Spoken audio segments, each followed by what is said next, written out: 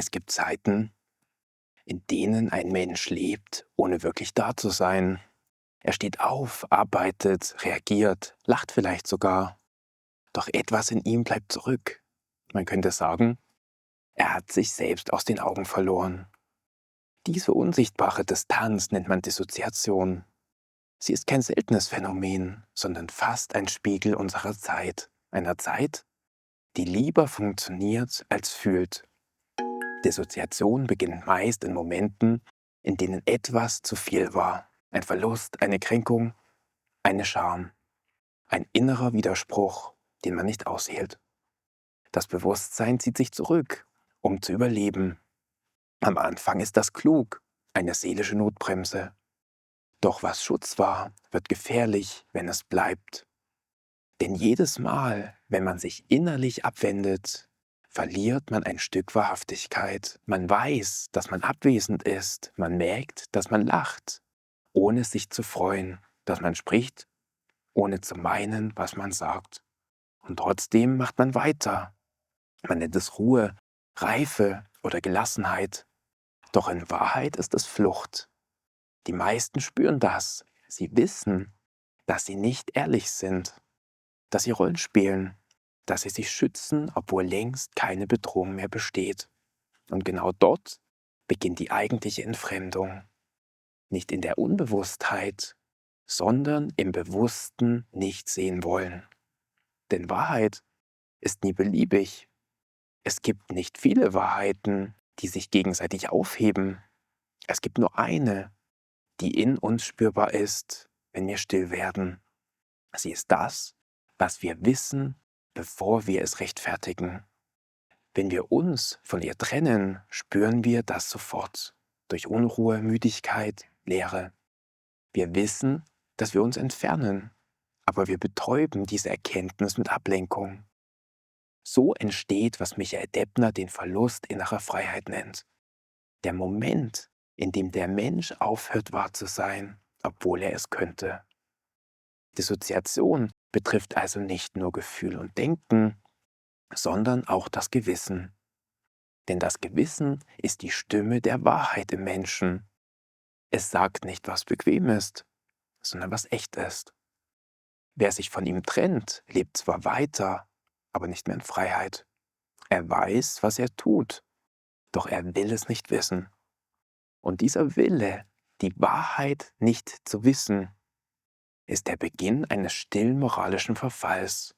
Nicht spektakulär, sondern alltäglich. Gesellschaftlich wird dieses Wegsehen oft gelobt.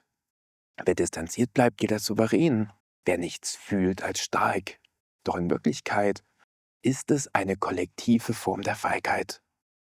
Wir nennen es Betäubung, Achtsamkeit, Selbstschutz, Weisheit, Kälte, Professionalität.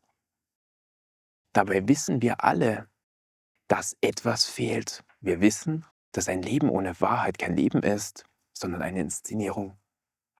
Der Moment, in dem man das erkennt, ist unbequem, aber heilsam. Es ist, als würde man zum ersten Mal wieder die eigene Stimme hören, die sagt, ich bin nicht ehrlich gewesen, nicht zu mir, nicht zu anderen. Dieser Satz ist kein Urteil, sondern der Beginn einer Rückkehr. Denn nur dort, wo wir anerkennen, dass wir uns von der Wahrheit entfernt haben, kann sie wieder Gestalt annehmen. Dissoziation ist kein Schicksal. Sie ist eine Entscheidung, die man widerrufen kann. Am Anfang war die Abspaltung ein Reflex. Ein Mensch konnte nicht anders, er musste sich schützen. Doch mit der Zeit wird dieser Schutz zur Gewohnheit. Man spürt, dass man innerlich fehlt, dass man nicht mehr ganz da ist. Doch man redet es sich schön. Man sagt, ich brauche Abstand oder ich will einfach meine Ruhe. In Wahrheit will man der eigenen Wahrheit ausweichen. Dissoziation ist kein abstraktes Konzept. Sie hinterlässt Spuren. Viele fühlen eine ständige Müdigkeit. Kein Schlaf hilft wirklich, denn die Erschöpfung kommt nicht vom Körper, sondern vom dauernden Versuch, nichts zu empfinden. Wer sich selbst nicht mehr spürt, verbraucht Energie, um leer zu bleiben. Der Körper steht unter Spannung, der Atem wird flach, die Muskeln verharren in Bereitschaft, als drohe Gefahr. Gedanken verschwimmen, Erinnerungen zerfallen. Man lebt, aber nicht verbunden, wie durch Nebel. Auch emotional bleibt das Leben flach. Freude wirkt wie ein Schatten, Trauer stumpf, Angst diffus. Man sagt, ich weiß gar nicht, was ich fühle. Und in Beziehungen zeigt sich die Abwesenheit am deutlichsten. Man hört zu, aber nicht wirklich. Man sagt, alles ist gut, obwohl es das nicht ist. Nähe wird anstrengend, Distanz bequem. Die Seele hat gelernt, sich nicht mehr berühren zu lassen und nennt das dann Gelassenheit.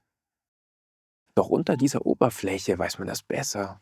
Man spürt, dass man sich verschließt, dass man unehrlich ist, dass man anders sein könnte. Aber man will es nicht sehen. Genau hier kippt der Schutz in Schuld. Denn ab diesem Punkt ist Dissoziation keine unbewusste Reaktion mehr, sondern ein bewusster Entschluss, sich nicht zu fühlen. Man merkt, dass man andere verletzt, weil man abwesend ist und tut es trotzdem. Man weiß, dass man lügt und bleibt in der Lüge, weil Wahrheit Konsequenzen hätte. Michael Deppner beschreibt das Böse als den Moment, in dem der Mensch die Wahrheit kennt, aber sie nicht sehen will. Nicht das ist böse, nicht Zorn, sondern die bewusste Abkehr vom Gewissen. Wer weiß, was richtig ist und sich absichtlich dagegen verhärtet, beschneidet Freiheit, die eigene und die des anderen. So wird Verdrängung zu einer moralischen Entscheidung. Das Gewissen ist die Stimme der Wahrheit im Menschen. Es sagt nicht, du bist schlecht, sondern du weißt es besser. Wenn man sie zum Schweigen bringt, meldet sie sich anders. Als Druck im Körper, als Knoten im Magen, als Unruhe, als Reizbarkeit, die keinen Anlass braucht. Der Organismus protestiert gegen die Lüge.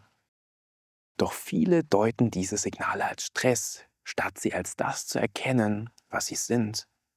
Ein Aufruf zur Wahrheit. Viele glauben, sie könnten sich der Wahrheit entziehen, ohne andere zu schädigen, aber jedes bewusste Wegsehen schafft Unwahrheit. Und Unwahrheit ist nie privat. Sie wirkt in Beziehungen, im Vertrauen, in der Welt. Wer lügt, nimmt anderen Freiheit, weil er sie in eine Illusion zwingt. Das ist die eigentliche Grausamkeit der Verdrängung. Sie tut so, als wäre sie harmlos, doch sie zerstört Wirklichkeit. Das Böse zeigt sich selten laut. Es beginnt im Kleinen, fast unmerklichen Entschlüssen. Ich will das jetzt nicht wissen. Es ist das Festhalten an der Lüge, obwohl man weiß, dass sie schadet. In diesem Moment wird der Mensch nicht mehr Opfer seiner Vergangenheit, sondern Täter seiner Gegenwart. Schuld bedeutet hier keine moralische Verdammung, sondern die Rückkehr der Wahrheit in ein Leben, das sie lange verleugnet hat. Sie ist der Hinweis, dass man wieder frei ist. Doch nur wer wählen kann, kann schuldig werden. Und nur wer sich seiner Schuld stellt, kann wieder wahr werden. Echte Heilung beginnt, wenn man nicht mehr behauptet, man wisse es nicht, sondern sagt, ich habe es gewusst und mich entschieden, es nicht zu sehen. Dieser Satz ist schwer, aber er ist der erste, der wieder auf Wahrheit gegründet ist. Und dort, wo Wahrheit wieder einzieht, endet das Böse. Denn das Böse nährt sich nur aus der Lüge. Nach der Verdrängung kommt oft Leere. Zuerst wirkt sie wie eine Erleichterung. Kein Konflikt, kein Druck, keine Schuld. Doch bald zeigt sich, es ist keine Ruhe, sondern Stillstand. Der Mensch funktioniert, aber er lebt nicht. Er überzeugt andere, aber nicht sich selbst. Diese Leere ist das Echo der Wahrheit, die zu lange verdrängt wurde. Sie schmerzt, weil sie erinnert an das, was man geworden ist, an das, was man hätte sein können. Das Gewissen kehrt zurück, nicht als moralischer Richter, sondern als feine, stille Stimme. So wollte ich nicht sein. Dieser Gedanke trifft tiefer als jedes Urteil, weil er zeigt, dass man noch spürt.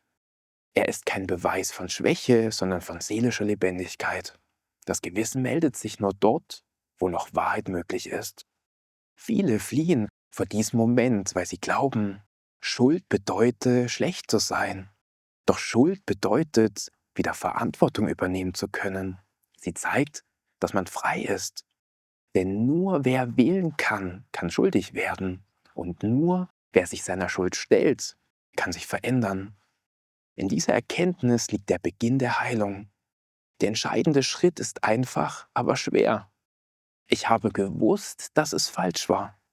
Wer diesen Satz ausspricht, zerreißt das Netz der Ausreden. Nichts schützt mehr, aber alles wird klar. Man steht nackt vor der Wahrheit und zum ersten Mal wieder aufrecht. Denn Ehrlichkeit entzieht der Lüge den Boden. Was verborgen war, verliert seine Macht. Verantwortung bedeutet nicht Selbstverdammnis. Sie bedeutet, die eigene Freiheit wieder in die Hand zu nehmen. Nicht länger zu sagen, ich konnte nicht, sondern ich habe gewählt und ich kann neu wählen. So wandelt sich Schuld in Würde. Denn Würde entsteht, wenn der Mensch sich selbst nicht mehr täuscht. Das Gewissen ist kein Gegner. Es ist der innerste Freund, der uns an unser wahres Wesen erinnert. Er sagt, du bist größer als deine Lüge. Wenn man ihm wieder zuhört, kehrt Frieden ein. Kein oberflächlicher, sondern jener tiefer Friede, der aus Wahrheit kommt. Wahrheit macht nicht immer glücklich, aber sie macht echt. Und wer echt ist, kann wieder fühlen, lieben, entscheiden, leben. Er muss nichts mehr verteidigen, weil nichts mehr verborgen ist. Das ist Freiheit, nicht die Abwesenheit von Schmerz, sondern die Gegenwart von Wahrheit. Die Rückkehr zur Wahrheit ist kein heroischer Akt. Sie geschieht leise, wenn man aufhört, sich zu rechtfertigen und beginnt, wirklich hinzusehen. Wenn man nicht mehr fragt, ob etwas leicht ist, sondern ob es wahr ist.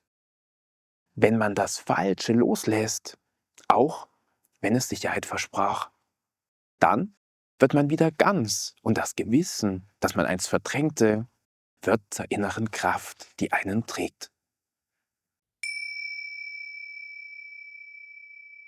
Wahrheit beginnt nicht in großen Gesten, sondern in kleinen Entscheidungen.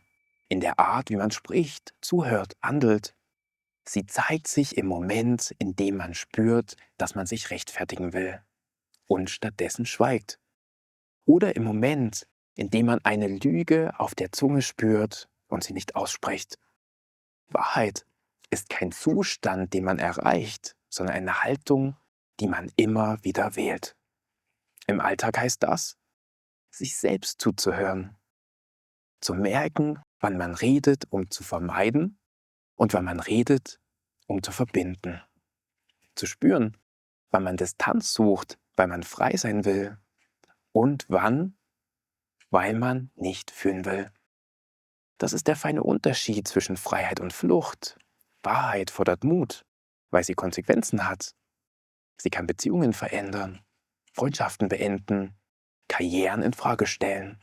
Aber sie öffnet auch Räume, in denen Echtheit wieder möglich wird. Man verliert vielleicht Sicherheiten, aber man gewinnt sich selbst zurück. Viele Menschen verwechseln Ehrlichkeit mit Schonungslosigkeit. Doch Wahrheit ist nicht grausam, sie ist klar. Sie ist niemals gegen den anderen, sondern für das Wirkliche. Man kann wahr sein, ohne zu verletzen, indem man das Falsche nicht länger stützt. Darin liegt eine tiefe Form von Liebe. Nicht den anderen zu schonen, sondern ihn nicht länger in einer Illusion zu halten. Auch in Beziehungen ist Wahrheit der Prüfstein. Man erkennt ihre Qualität daran, ob sie beide freier macht. Wo einer sich verstellen muss, um die Nähe zu halten, verliert Liebe ihre Grundlage. Nur dort, wo Wahrheit gesagt werden darf, ohne dass alles zerbricht, wird Beziehung reif. Denn Liebe ohne Wahrheit ist Abhängigkeit und Wahrheit ohne Liebe wird kalt. Erst beides zusammen heilt. Im beruflichen oder gesellschaftlichen Alltag zeigt sich Wahrheit in Integrität. Nicht, was man sagt, sondern was man lebt, entscheidet über Vertrauen. Man kann nicht gleichzeitig unehrlich handeln und auf Wahrhaftigkeit hoffen. Das Gewissen ist dabei der innere Kompass. Es sagt uns nicht immer, was wir tun sollen, aber immer, was wir nicht mehr tun dürfen. Wahrheit braucht Übung. Sie beginnt mit dem Mut, sich selbst nicht mehr zu täuschen. Man kann das trainieren, indem man täglich prüft, wo war ich heute echt, wo war ich bequem. Diese Frage öffnet Räume, in denen Bewusstsein wächst. Und mit der Zeit wird Ehrlichkeit nicht mehr Kampf, sondern Natürlichkeit. Wahrhaftigkeit verändert die Ausstrahlung eines Menschen. Sie gibt Tiefe, Klarheit, Ruhe. Nicht, weil man perfekt wäre, sondern weil man nichts mehr zu verstecken hat. Man steht zu sich und das genügt. Ein solcher Mensch ist glaubwürdig, weil seine Seele nicht mehr geteilt ist. Er spricht aus Erfahrung, nicht aus Verteidigung. Und das ist die Form von Stärke, die heilt. In sich und in anderen. Wahrheit ist kein Ziel, das man einmal erreicht und dann behält. Sie ist eine Bewegung. Ein ständiges Erinnern an das, was echt ist. Manchmal verliert man sie wieder. Manchmal flieht man davor. Aber sie bleibt da, geduldig, wie ein inneres Licht, das nie ganz erlischt. Jeder Mensch kennt Momente der Unaufrichtigkeit, Phasen der Flucht, Augenblicke der Schwäche.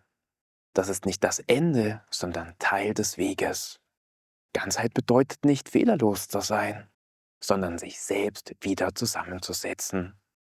Aus allem Verdrängten, Verleugneten und verlorenen Teilen. Der Weg aus der Dissoziation ist kein moralisches Programm, sondern ein Prozess der Erinnerung. Man erinnert sich daran, wer man ist, wenn man nicht mehr verteidigen muss. Und dieser Zustand hat nichts mit Perfektion zu tun, sondern mit Wahrheit. Wer sich der Wahrheit stellt, wird nicht unverwundbar, aber echt. Er kann Schuld annehmen, weil er weiß, dass sie nicht das Ende, sondern der Anfang von Verantwortung ist. Er kann Fehler sehen, ohne sich zu verachten, und er kann anderen vergeben, weil er weiß, wie leicht man selbst sich verirrt. Wahrheit verbindet. Sie beendet die innere Spaltung, die Dissoziation zwischen Denken und Fühlen, zwischen Wesen und Handeln, zwischen Gewissen und Willen.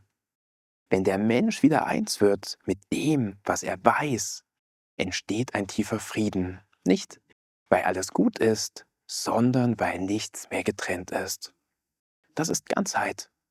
Nicht die Abwesenheit von Dunkelheit, sondern die Versöhnung mit ihr. Nicht die Vermeidung von Schmerz, sondern die Integration von Wahrheit. Und so wird aus Dissoziation Bewusstsein, aus Schuld Verantwortung, aus Angst Klarheit und aus dem Bedürfnis, sich zu schützen, die Fähigkeit wirklich zu leben. Perfektion trennt, aber Wahrheit heilt. Denn wer in Wahrheit lebt, braucht keine Maske mehr. Er weiß, dass Liebe, Freiheit und Gewissen dasselbe wollen. Echtheit. Darum ist der Weg zur Wahrheit nicht nur ein moralischer, sondern ein zutiefst menschlicher. Er führt uns zurück zu dem, was wir in Wahrheit nie verloren haben: uns selbst.